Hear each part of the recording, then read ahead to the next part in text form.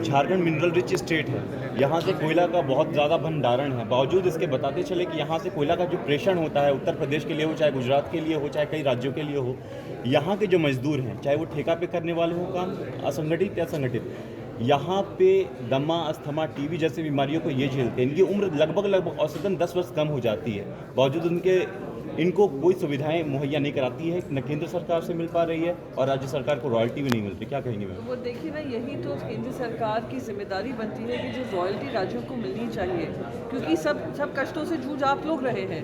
Mineral rich state का जो खामियाजा भुगतना पड़ रहा है कि देश की सेवा करने में, वो आप लोग भुगत रहे हैं। तो क्या रॉयल्टी आपकी हक नहीं है?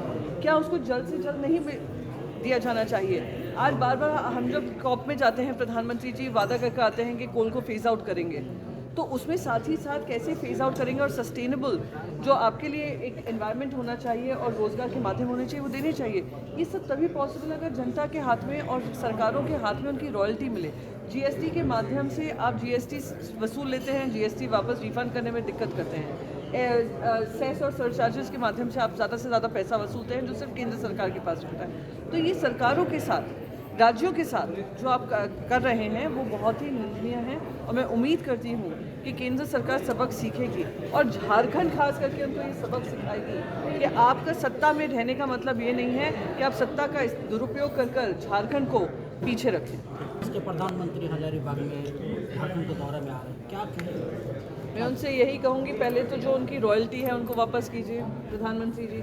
और आप सबका सवाल उनसे यही होना चाहिए, बात करो तो पहले इस पे करो, मुद्दे की बात करो, ध्यान भटकाने की बात नहीं करो, जुमले देने की बात मत करो। आप भ्रष्टाचार की बात करते हैं और जो कन्विक्टेड लोग हैं आप उनको बगल में बिठा कर रखते हैं। महाराष्ट्र में भी हम देख रहे हैं, अजीत पवार का कहा था 70,000 करोड़ का घोटाला करने वाले आरोपी हैं, आज उनके बगल में बैठे हुए हैं।